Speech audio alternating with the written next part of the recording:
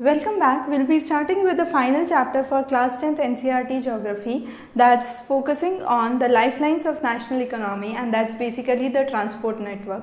Now when we classify the transport network, we can say we either have land transport, water transport or air transport. Now land transport could further be classified as either roadways, railways or pipelines. Under water transport, we have the inland water supplies or the overseas water supply. And under airways, you have either the domestic network or the international network. When I say domestic, that means within the nation. So you would have all the networks of air transport that is occurring within the nation.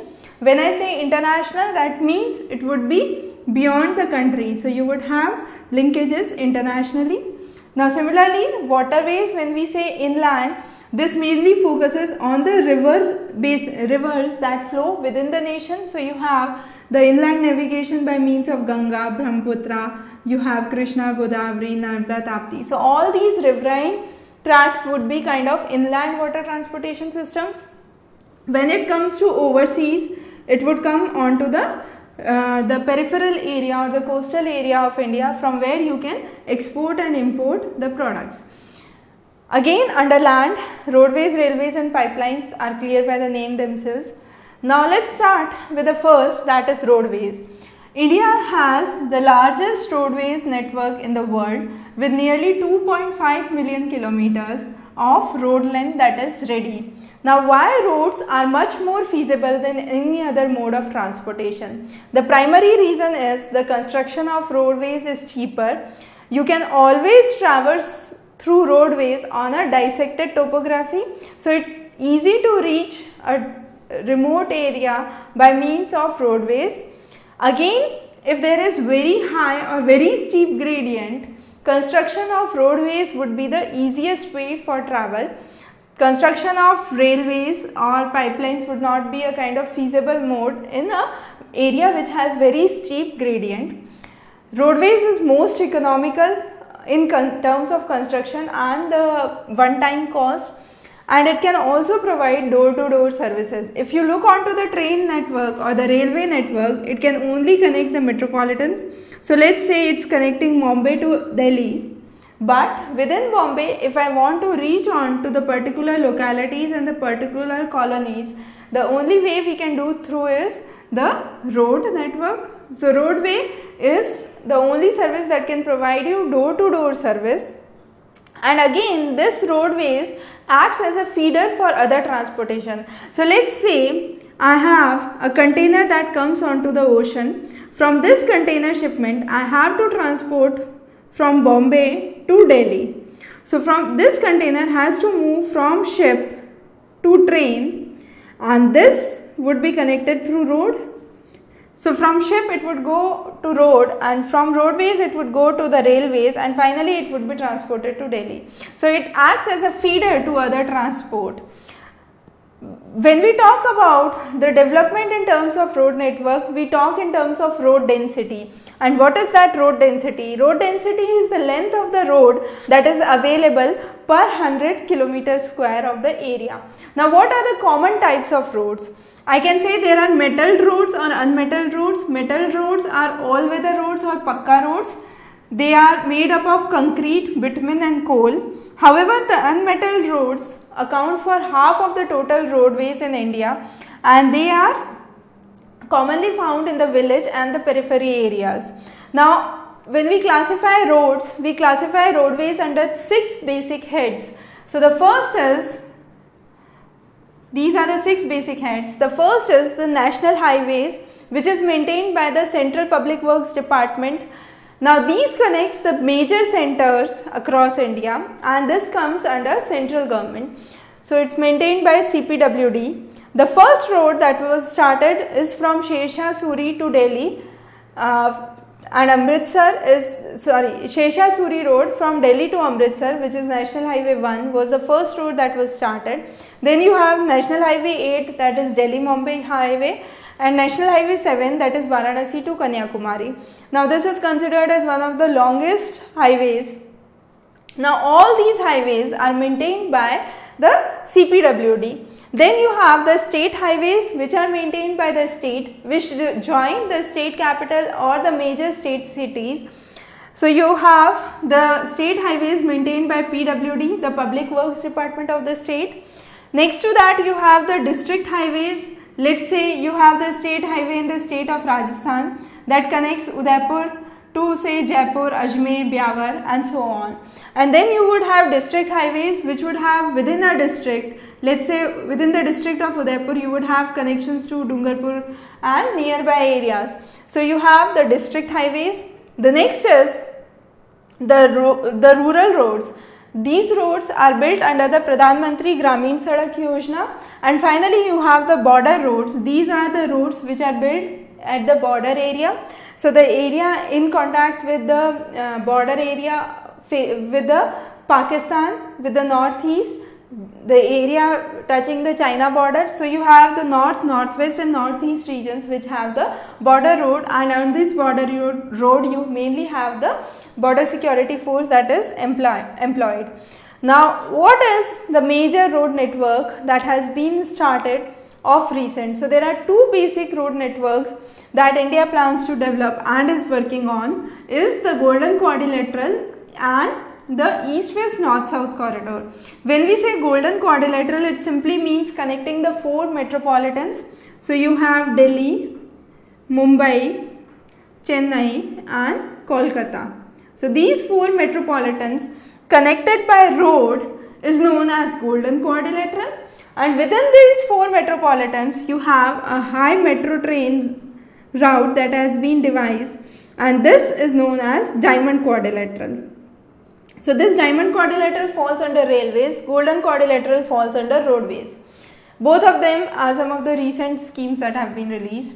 Now East to West corridor talks about connecting Silchar in Assam to Porbandar in Gujarat. North-South corridor talks about connecting Srinagar in Kashmir to Kanyakumari in Tamil Nadu. So these are the basic road networks that we have. Now next is railways. As we said, Diamond Quadrilateral, which is a high-speed rail network between the four metropolitans. Now railways is the largest PSU in India. Now for the first time in 2017, rail budget and the union budget have been merged. It has been integrating nation for the last 150 years. Railways originated in India with the kind of British advent in India.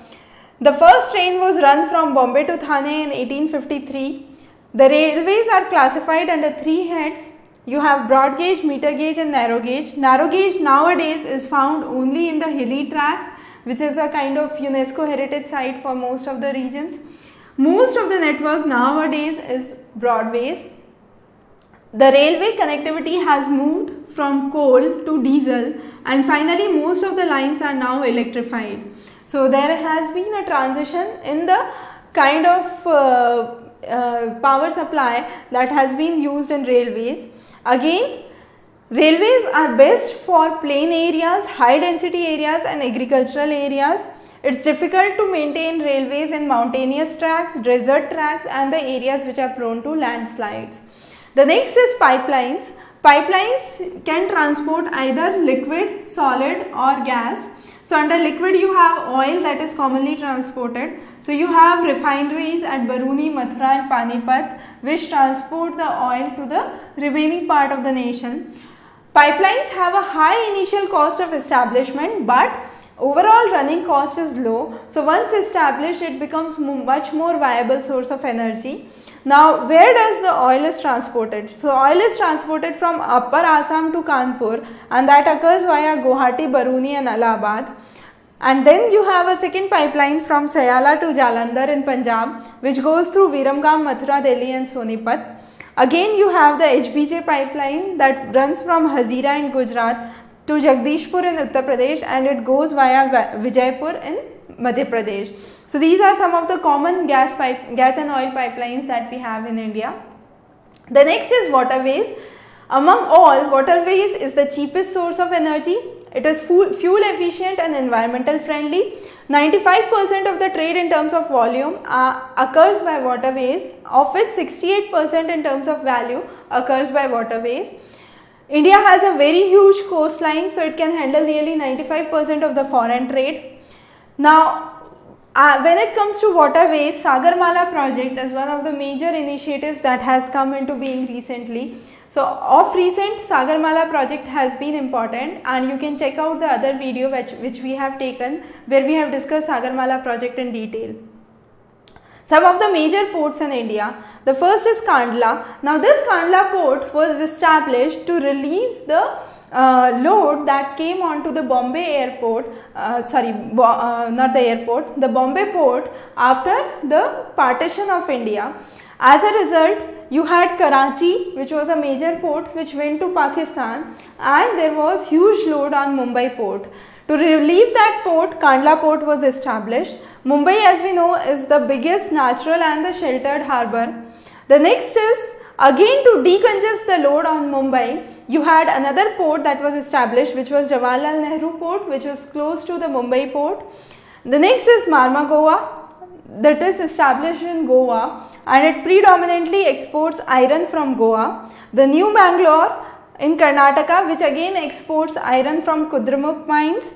You have Kochi, which is in Kerala, and it is at an entrance of lagoon. It is again a natural harbour. So these are the location of some of the major ports in India. So these locations are important. Now back you have Tuticorin, which is again a natural harbour in Tamil Nadu. Chennai is one of the oldest artificial harbour. So that's again important. Chennai is an artificial harbour and it comes next to Mumbai. Visakhapatnam is the deepest landlocked port. You have iron as a predominant export from Visakhapatnam. Paradeep was built in Odisha and it again exports iron. So Paradeep, Marmagao, New Bangalore are some of the major iron exporting ports. You have Kolkata port, that was an inland riverine port. It's also known as a tidal port because you have lots of tidal region that occurs there. To decongest the load on Kolkata port, you had another port that was built in its periphery, and that is known as the Haldia port. Now, most of the national routes, the national highways connect the port areas, because from the ports, as we say, you need to have a feeder transport to the railways or the container shipments.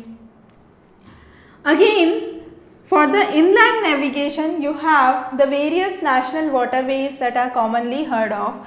Now, some of the common waterways runs through Ganga and Brahmaputra. So, Ganga and Brahmaputra have immense potential to be developed as a source of inland water transportation from one city to another, being a much cheaper source as compared to other sources. So, you have National Waterway 1 which runs on Ganga between Allahabad to Haldia.